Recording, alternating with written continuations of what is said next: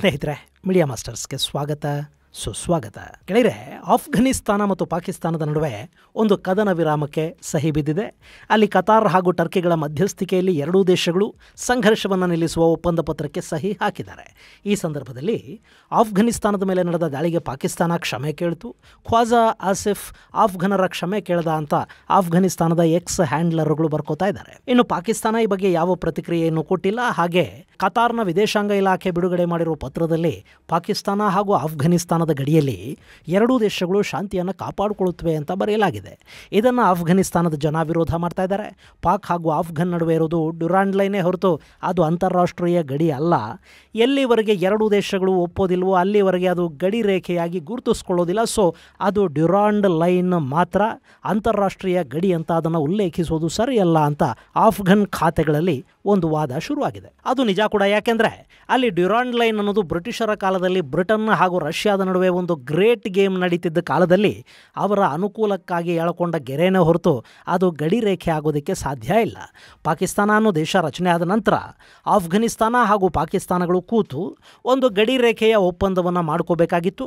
ಅದು ಆಗಿಲ್ಲ. ಪಾಕಿಸ್ತಾನದಲ್ಲಿನ ಪಶ್ತೂನಿಗಳಿರೋ ಎಲ್ಲ ಭೂಭಾಗ ಆಫ್ಘನಿಸ್ತಾನ ಅಥವಾ ಪಶ್ತೂನಿಸ್ತಾನ ಆಗಬೇಕು ಅಂತ ತಾಲಿಬಾನ್ ಮತ್ತು ಆಫ್ಘನಿಸ್ತಾನದಲ್ಲಿನ ಪಶ್ತೂನಿಗಳು ಬಯಸ್ತಾರೆ. ಸೊ ಇಲ್ಲಿ ಡ್ಯುರಾಂಡ್ ಲೈನ್ ಅನ್ನು ಅಂತಾರಾಷ್ಟ್ರೀಯ ಗಡಿ ಅಂತ ಆಫ್ಘನಿಸ್ತಾನ ಒಪ್ಪುತ್ತಾ ಇಲ್ಲ. ಆದರೂ ಅಲ್ಲೊಂದು ಸಂಧಾನ ಆಗಿದೆ. ಅದು ಎಷ್ಟು ದಿನ ಇರುತ್ತೆ ಗೊತ್ತಿಲ್ಲ. ಯಾಕೆಂದರೆ ಅಲ್ಲಿ ಪಾಕಿಸ್ತಾನಕ್ಕೆ ತಾಲಿಬಾನ್ ಸರ್ಕಾರಕ್ಕಿಂತ ಅಲ್ಲಿನ TTP ಅನ್ನೋದು ದೊಡ್ಡ ತಲೆನೋವಾಗುತ್ತೆ. ಇನ್ನು ಆಫ್ಘನಿಸ್ತಾನಕ್ಕೆ ಪಾಕಿಸ್ತಾನದಲ್ಲಿ ಯಾವ ಸರ್ಕಾರ ಇರುತ್ತೆ ಅನ್ನೋದು ಮುಖ್ಯ ಅಲ್ಲ. ಆದರೆ ಪಾಕಿಸ್ತಾನ ತನ್ನ ನೆಲದಲ್ಲಿ ಆಶ್ರಯ ಕೊಟ್ಟು ಸಾಕ್ತಾ ಇರುವ, ಆಗಾಗ ಆಫ್ಘನಿಸ್ತಾನದ ತಾಲಿಬಾನ್ ಮೇಲೆ ದಾಳಿಗೆ ಬಳಕೆ ಮಾಡಿಕೊಳ್ತಾ ಇರುವ ಐಸಿಸ್ ಉಗ್ರರಿದ್ದಾರೆ. ಅಲ್ಲಿ ಎರಡೂ ಸಮಸ್ಯೆಗಳು ಬಗೆಹರಿಯುವವರೆಗೆ ಶಾಂತಿ ಅನ್ನೋದು ಸಾಧ್ಯ ಆಗೋದಿಲ್ಲ. ಇನ್ನು TTP ಖೈಬರ್ ಭಾಗದಲ್ಲಿ ಮುಂದಿನ ದಿನಗಳಲ್ಲಿ ಕೂಡ ನೆಮ್ಮದಿಯನ್ನೇನೂ ಕೊಡೋದಿಲ್ಲ. ಇನ್ನು ಹೀಗೆ ಆಫ್ಘನಿಸ್ತಾನದಿಂದ ಕೂಡ ಬಡಿಸ್ಕೊಂಡು ಪಾಕಿಸ್ತಾನ ಈಗ ಆ ಅವಮಾನವನ್ನು ಮುಚ್ಚಿಟ್ಕೋಬೇಕು, ಜನರ ಗಮನವನ್ನು ಬೇರೆ ಕಡೆಗೆ ತಿರುಗಿಸಬೇಕು. ಪಾಕಿಸ್ತಾನದಲ್ಲಿ ಅಲ್ಲಿನ ಜನರ ಅತ್ಯಂತ ಆಸಕ್ತಿಯ ವಿಷಯ ಅಂದರೆ ಅದು ಭಾರತ. ಹೀಗಾಗಿ ಭಾರತದ ಬಗ್ಗೆ ಮಾತಾಡಿ ಪಾಕಿಗಳ ಗಮನವನ್ನು ಬೇರೆ ಕಡೆಗೆ ಸೆಳೆಯೋ ಪ್ರಯತ್ನವನ್ನು ಅಲ್ಲಿನ ಸೇನಾ ಮುಖ್ಯಸ್ಥ failed and fraud marshal Munir ಮಾಡಿದ್ದಾನೆ. ಭಾರತಕ್ಕೆ ಮುನೀರ ಮೊನ್ನೆ ಮತ್ತೊಮ್ಮೆ ನ್ಯೂಕ್ಲಿಯರ್ ದಾಳಿಯ ಧಮಕಿಯನ್ನು ಕೊಟ್ಟಿದ್ದಾನೆ. And firmly caution the Indian military leadership that there is no space for war in a nuclearized environment. Settle the core issues with Pakistan as per the international norms. ಗೆಳೆಯರೆ, ಪಾಕಿಸ್ತಾನದ ಬಳಿ ನ್ಯೂಕ್ಸ್ ಇವೆ ಅನ್ನೋದು ಒಂಥರ ಭ್ರಮೆ. ಯಾಕೆಂದರೆ ಅಲ್ಲಿರೋ ನ್ಯೂಕ್ಲಿಯರ್ ವಾರ್ ಹೆಡ್ಗಳ ಕೀಲಿ ಕೈ ಪಾಕಿಸ್ತಾನದ ಬಳಿ ಇಲ್ಲ, ಅದು ಅಮೆರಿಕಾದ ಬಳಿ ಇದೆ. ಹೀಗಾಗಿ ಪಾಕಿಗಳು ಅಣ್ವಸ್ತ್ರಗಳ ಬಗ್ಗೆ ಮಾತಾಡಬಹುದೇ ಹೊರತು ಅದನ್ನು ಬಳಸೋದಿಕ್ಕಂತೂ ಅವರಿಗೆ ಸಾಧ್ಯ ಆಗೋದಿಲ್ಲ. ಇನ್ನು ಎರಡನೆಯದ್ದು, ಅವರ ಹತ್ರ ನ್ಯೂಕ್ ಇದೆ ಅಂತಲೇ ಇಟ್ಕೊಳ್ಳಿ, ಅದನ್ನು ತೊಗೊಂಡು ಹೋಗೋದಕ್ಕೆ ಬೇಕಾದ ಮಿಸೈಲುಗಳು ಎಲ್ಲಿವೆ ಅವರ ಹತ್ರ? ಪಾಕಿಸ್ತಾನ ಭಾರತದ ಮೇಲೆ ನ್ಯೂಕ್ಲಿಯರ್ ಹಾಕಬೇಕು ಅಂತ ಪ್ರಯತ್ನ ಪಟ್ಟರೆ ಅವರ ಮಿಸೈಲ್ ಭಾರತವನ್ನು ತಲುಪೋ ಮೊದಲೇ ಪಾಕಿಸ್ತಾನದ ಮೇಲೆ ನ್ಯೂಕ್ ದಾಳಿ ಆಗುತ್ತೆ. ಅದನ್ನು ಕೂಡ ಭಾರತ ಏನು ಮಾಡಬೇಕು ಅಂತ ಇಲ್ಲ, ಪಾಕಿಸ್ತಾನದ ಮಿಸೈಲ್ಗಳೇ ಮಾಡಿಬಿಡುತ್ತವೆ. ಯಾಕೆಂದರೆ ಅವು ಡಿಸೈನ್ ಆಗಿರೋದೇ ಹಾಗೆ, ಎಲ್ಲಿ ಹಾರುತ್ತವೋ ಅದೇ ನೆಲದ ಮೇಲೆ ಬೀಳೋ ಹಾಗೆ ಅವು ಡಿಸೈನ್ ಮಾಡಲ್ಪಟ್ಟಿವೆ. ಹೀಗಾಗಿ ಆ ಮಿಸೈಲುಗಳು ಪಾಕಿಸ್ತಾನದ ಗಡಿಯನ್ನು ದಾಟೋದಿಲ್ಲ. ಸೊ ಪಾಕಿಸ್ತಾನದ ನ್ಯೂಕ್ಲಿಯರ್ ಅನ್ನೋದು ಒಂದು ತಿರುಕನ ಕನಸಿದ್ದ ಹಾಗೆ. ಇನ್ನು ಭಾರತದ ಮೇಲೆ ನ್ಯೂಕ್ಲಿಯರ್ ಯುದ್ಧ ಮಾಡ್ತೀವಿ ಅನ್ನೋ ಥರದ ಮಾತುಗಳು ಮುಲ್ಲಾ ಮುನೀರನ ಬಾಯಲ್ಲಿ ಬರ್ತಿದ್ದ ಹಾಗೆ ಭಾರತ ಕೂಡ ಅದಕ್ಕೊಂದು ಸಣ್ಣ ಝಲಕ್ ಕೊಟ್ಟಿದೆ. ಅದು ಎಲ್ಲಿ ಗೊತ್ತಾ? ಮೊನ್ನೆ ಆಪರೇಷನ್ ಸಿಂಧೂರ್ ಸಮಯದಲ್ಲಿ ಇಡೀ ಪಾಕಿಸ್ತಾನವನ್ನು ಆತಂಕ ಮತ್ತು ಭಯಕ್ಕೆ ತಳ್ಳಿದ್ವಲ್ಲ ನಮ್ಮ ಬ್ರಹ್ಮೋಸ್ ಮಿಸೈಲುಗಳು. ಆ ಮಿಸೈಲ್ಗಳನ್ನು ಸೇನೆಗೆ ಹಸ್ತಾಂತರ ಮಾಡೋ ಸಂದರ್ಭದಲ್ಲಿ ಉತ್ತರ ಪ್ರದೇಶದ ನೆಲದಲ್ಲಿ ನಿಂತು ಭಾರತದ ರಕ್ಷಣಾ ಸಚಿವ ರಾಜನಾಥ್ ಸಿಂಗ್ ಪಾಕಿಸ್ತಾನದ ಬಗ್ಗೆ ನಾಲ್ಕೇ ನಾಲ್ಕು ಒಳ್ಳೆಯ ಮಾತುಗಳನ್ನು ಆಡಿದ್ದಾರೆ. ऑपरेशन सिंदूर में जो हुआ वह तो केवल एक ट्रेलर था, पर उस ट्रेलर ने ही पाकिस्तान को यह एहसास दिला दिया कि अगर भारत पाकिस्तान को जन्म दे सकता है, समय आने पर वह अब आगे मुझे बोलने की कोई जरूरत नहीं है. ಎಂಥ ಅದ್ಭುತವಾದ ಮಾತಲ್ವೇ? ಇದಕ್ಕಿಂತ ಇನ್ನೇನ್ರೇ ಹೇಳೋದಕ್ಕೆ ಸಾಧ್ಯ? ಇನ್ನು ಈ ಮಾತುಗಳನ್ನು ಆಡಿರೋದು ಬ್ರಹ್ಮೋಸ್ ಮಿಸೈಲ್ಗಳನ್ನು ಸೇನೆಗೆ ಹಸ್ತಾಂತರ ಮಾಡೋ ಸಂದರ್ಭದಲ್ಲಿ. ಗೆಳೆಯರೆ, ಉತ್ತರ ಪ್ರದೇಶದ ಸರೋಜ್ ನಗರ ಸಮೀಪ ಭಾರತ ಬ್ರಹ್ಮೋಸ್ ಮಿಸೈಲ್ ಫ್ಯಾಕ್ಟರಿಯನ್ನು ಸ್ಥಾಪನೆ ಮಾಡಿದೆ. ಅದು ಸುಮಾರು 200 ಎಕರೆಯಲ್ಲಿ ನಿರ್ಮಾಣಗೊಂಡಿರುವ ಫ್ಯಾಕ್ಟರಿ. ಸರಿಸುಮಾರು 380 ಕೋಟಿ ರೂಪಾಯಿಗಳನ್ನು ಹೂಡಿಕೆ ಮಾಡಿ ಅಲ್ಲಿದನ್ನು ನಿರ್ಮಾಣ ಮಾಡಲಾಗಿದೆ. ಹಾಗೆ ವರ್ಷಕ್ಕೆ 100 ಬ್ರಹ್ಮೋಸ್ ಮಿಸೈಲುಗಳು ಅಲ್ಲಿ ತಯಾರಾಗುತ್ತವೆ. ಭಾರತೀಯ ಸೇನೆ, ವಾಯುಪಡೆ ಹಾಗೂ ನೌಕಾಪಡೆಗಳಿಗೆ ಬೇಕಾಗುವ ಬ್ರಹ್ಮೋಸ್ ಮಿಸೈಲುಗಳು ಇನ್ನು ಉತ್ತರ ಪ್ರದೇಶದಲ್ಲೂ ತಯಾರಾಗ್ತಾ ಹೋಗುತ್ತವೆ.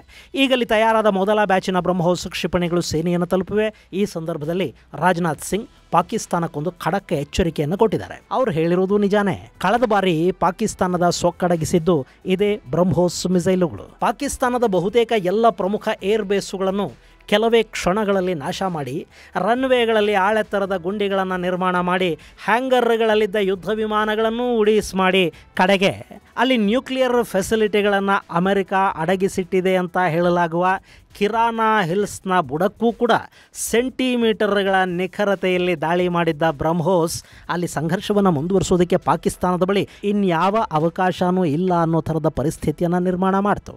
ಬ್ರಹ್ಮೋಸ್ ದಾಳಿಯ ನಂತರನೇ ಪಾಕಿಸ್ತಾನ ತನ್ನ ಎಲ್ಲ ಅಬ್ಬೂಜಾನಗಳಿಗೆ ಕಾಲ್ ಮಾಡಿ ಇನ್ನು ನೀವೇ ನಮ್ಮನ್ನು ಕಾಪಾಡಬೇಕು ಅಂತ ಕಣ್ಣೀರು ಹಾಕಿದ್ದು ಮತ್ತು ಕಡೆಗೆ ಪಾಕಿಸ್ತಾನದ DGMO ಭಾರತಕ್ಕೆ ಕಾಲ್ ಮಾಡಿ ಸಾಕಿನ್ನ ನಮ್ಮನ್ನು ಬಿಟ್ಟು ಬಿಡಿ ಅಂತ ಅಂಗಲಾಚಿದ್ದು. ಈಗ ಆ ಬ್ರಹ್ಮೋಸ್ಗಳ ಸಂಖ್ಯೆ ಕೂಡ ನಮ್ಮ ಸೈನ್ಯದಲ್ಲಿ ಹೆಚ್ಚಾಗ್ತಾ ಹೋಗ್ತಾ ಇದೆ. ಇನ್ನು ಮುಂದೆ ಅವು ಎಷ್ಟು ಬೇಕಾದರೂ ನಮಗೆ ಸಿಗ್ತಾ ಹೋಗುತ್ತವೆ. ಅದರ ರೇಂಜು 450 ಕಿಲೋಮೀಟರ್ ಇರುತ್ತೆ. ಇದು high speed supersonic cruise missile. ಇದನ್ನು ಪಾಕಿಸ್ತಾನದ ಯಾವ ರಡಾರ್ಗೂ ಪತ್ತೆ ಮಾಡೋದಕ್ಕೆ ಹಿಂದೇನೂ ಸಾಧ್ಯ ಆಗಿರಲಿಲ್ಲ, ಮುಂದೆ ಕೂಡ ಸಾಧ್ಯ ಆಗೋದಿಲ್ಲ. ಅವರಿಗೆ ಅಮೆರಿಕ ಕೊಟ್ಟಿದ್ದ ರಡಾರ್ಗಳಿಗೆ ಕೂಡ ಈ ಬ್ರಹ್ಮೋಸ್ನ ಪತ್ತೆ ಮಾಡೋದಕ್ಕಾಗಲಿಲ್ಲ. ಇಂಥ ಬ್ರಹ್ಮೋಸ್ನ ಮತ್ತೊಂದು ಸುತ್ತು ಬಳಸಿಬಿಟ್ರೆ, ಅದರ ತಲೆಗೊಂದು ನ್ಯೂಕ್ಲಿಯರ್ ವಾರ್ ಹೆಡ್ಡನ್ನು ಕಟ್ಟಿ ಉಡಾಯಿಸಿಬಿಟ್ರೆ ಪಾಕಿಸ್ತಾನ ಅನ್ನೋ ದೇಶದ ಹೆಸರು ಕೂಡ ಭೂಪಟದಿಂದ ಅಳಿಸಿ ಹೋಗುತ್ತೆ. ಅದನ್ನೇ ರಾಜನಾಥ್ ಸಿಂಗ್ ಇಲ್ಲಿ ಹೇಳಿದ್ದಾರೆ. ಸ್ನೇಹಿತರೆ, ಈ ಸಂದರ್ಭದಲ್ಲಿ ಮುನೀರ್ ಮತ್ತೆ ಭಾರತದ ವಿರುದ್ಧ ಯಾಕೆ ಮಾತಾಡ್ತಾ ಇದ್ದಾನೆ ಅನ್ನೋದನ್ನು ಕೂಡ ನಾವಿಲ್ಲಿ ಗಮನಿಸಬೇಕು. ಪಾಕಿಸ್ತಾನ ಆಫ್ಘನಿಸ್ತಾನದ ಕೈಲಿ ಕೂಡ ವಧೆ ತಿಂದು ಬಂದಿದೆ. ಈ ಬಾರಿ ಸಂಧಾನ ಮಾಡಿಸಿರೋದು ಕತಾರ್. ಹೀಗಾಗಿ ಪಾಕಿಸ್ತಾನ ಹೆಚ್ಚು ನಾಲಿಗೆ ಹಾಗೂ ಮತ್ತೊಂದು ಅಲ್ಲಿ ಚಾಚೋದು ಕಷ್ಟ ಆಗುತ್ತೆ. ಇನ್ನು ಆಫ್ಘನಿಸ್ತಾನ ಕೂಡ ಇನ್ನೂ ಒಮ್ಮೆ ದಾಳಿ ಮಾಡೋದಕ್ಕೇನಾರು ನಿಂತು ಬಿಟ್ರೆ ಅದನ್ನು ಜೀರ್ಣಿಸ್ಕೊಳ್ಳೋದು ಪಾಕಿಸ್ತಾನಕ್ಕೆ ಕಷ್ಟ. ಇನ್ನು ಈಗ ಫೀಲ್ಡ್ ಮಾರ್ಷಲ್ನ ಟೀಮ್ 93,000 ಇದೆಯಲ್ಲ, ಇದು ಆಫ್ಘನಿಸ್ತಾನದಿಂದ ವಧೆ ತಿಂದ ಮೇಲೆ ಪಾಕಿಸ್ತಾನದ ಸೇನೆ ಬಗ್ಗೆ ಅಲ್ಲಿನ ಜನಕ್ಕೆ ಕೂಡ ವಿಶ್ವಾಸ ಹೋಗ್ತಾ ಇದೆ. ಪಂಜಾಬ್ ಹಾಗೂ ಆಕ್ರಮಿತ ಕಾಶ್ಮೀರದಲ್ಲಿ ಮೊನ್ನೆ ಪಾಕ್ ಸೇನೆ ಅಲ್ಲಿನ ನಾಗರಿಕರಿಂದ ವಧೆ ತಿಂದು ಬಂದಿದೆ. ಬಲೂಚಲ್ಲಂತೂ ದಿನಾ ವಧೆ ಬೀಳ್ತಲೇ ಇರುತ್ತೆ. ಅದನ್ನು ಮತ್ತೆ ಹೇಳಬೇಕಾಗಿಲ್ಲ. ಈ ಸಂದರ್ಭದಲ್ಲಿ ಜನರ ಗಮನವನ್ನು ಸ್ವಲ್ಪ ಭಾರತದ ಕಡೆಗೆ ತಿರುಗಿಸಬೇಕು. ಆಫ್ಘನಿಸ್ತಾನಕ್ಕೆ ಭಾರತವೇ ಆಯುಧ ಕೊಟ್ಟಿದ್ದು ಅಂತ ಮುನೀರ್ ಹೇಳಿದ್ದ, ಖ್ವಾಜಾ ಹೇಳಿದ್ದ. ಈಗ ಅದು ಅಲ್ಲಿ ತೀರಾ ಎಫೆಕ್ಟಿವ್ ಅಂತ ಅನ್ನಿಸ್ಲಿಲ್ಲ. ಯಾಕೆಂದರೆ ವಧೆ ಪಾಕಿಸ್ತಾನಕ್ಕೆ ಬೀಳ್ತಾ ಹೋಗಿತ್ತು. ಹೀಗಾಗಿ ಈಗ ಫ್ರಾಡ್ ಮಾರ್ಷಲ್ಲು ಅಲ್ಲಿನ ಮತಾಂಧರಿಗೆ ಖುಷಿ ಆಗೋ ಥರ ಏನಾದರೂ ಮಾತಾಡಬೇಕು. ಸೊ ಭಾರತದ ವಿರುದ್ಧ ನ್ಯೂಕ್ಲಿಯರ್ ಯುದ್ಧದ ಮಾತುಗಳನ್ನು ಆತ ಆಡ್ತಾ ಇದ್ದಾನೆ. ಆದರೆ ಈ ಪಾಕಿಸ್ತಾನಕ್ಕೆ ಅದು ಯಾವತ್ತಿಗಾದರೂ ಸಾಧ್ಯ ಆಗೋ ಮಾತಾ? ಅವರ ನ್ಯೂಕ್ಲಿಯರ್ ಕೀಲಿ ಅಮೆರಿಕಾದಲ್ಲಿದೆ ಅನ್ನೋದನ್ನು ಕೂಡ ಸ್ವಲ್ಪ ಮರೆತು ಬಿಡಿ. ಪಾಕಿಸ್ತಾನದ ಬಳಿನೇ ನ್ಯೂಕ್ಸ್ ಇವೆ ಅಂತ ಇಟ್ಕೊಳ್ಳೋಣ. ಆದರೆ ಅದನ್ನು ಹೊತ್ತೊಯ್ಯೋ ಬಲಿಷ್ಠ ಕ್ಷಿಪಣಿ ಎಲ್ಲಿದೆ? ಇದೆ ಅಂತಲೇ ಅಂದ್ಕೊಳ್ಳಿ. ಅದು ಭಾರತದ ರಡಾರ್ ಮತ್ತು ಏರ್ ಡಿಫೆನ್ಸನ್ನು, ಎಲೆಕ್ಟ್ರಾನಿಕ್ ವಾರ್ಫೇರ್ ಸಿಸ್ಟಮ್ಗಳನ್ನು ದಾಟಿ ಬರೋದಕ್ಕೆ ಸಾಧ್ಯ ಆಗುತ್ತಾ? ಇನ್ನವರು ನ್ಯೂಕ್ ಲಾಂಚ್ ಮಾಡಿದ್ರು ಅನ್ನೋದು ಗೊತ್ತಾದ ಕೂಡಲೇ ಭಾರತ ಕೂಡ ಅದೇ ಕೆಲಸವನ್ನು ಮಾಡುತ್ತೆ. ನಮ್ಮಲ್ಲಿ ನ್ಯೂಕ್ಲಿಯರ್ ಟ್ರಯಾಡ್ ಇದೆ. ಅಂದರೆ ನೀರು, ನೆಲ ಮತ್ತು ವಾಯು, ಹೀಗೆ ಎಲ್ಲಿಂದ ಬೇಕಾದರೂ ಅಣ್ವಸ್ತ್ರಗಳನ್ನು ಬಳಸಬಹುದಾದ ವ್ಯವಸ್ಥೆ ಭಾರತಕ್ಕಿದೆ. ಹೀಗಾಗಿ ಸೆಕೆಂಡ್ ಸ್ಟ್ರೈಕ್ ಅನ್ನೋದು ಪಾಕಿಸ್ತಾನಕ್ಕೇನು ಕಡಿಮೆ ಬೀಳುತ್ತಾ? ಏನೋ ಪಾಪ ಮಂಡಿಲಿ ಮೆದುಳಿರೋ ಜನ ಅಲ್ವೇ, ಮಾತಾಡ್ತಾ ಇರುತ್ತವೆ, ಮಾತಾಡಲಿ.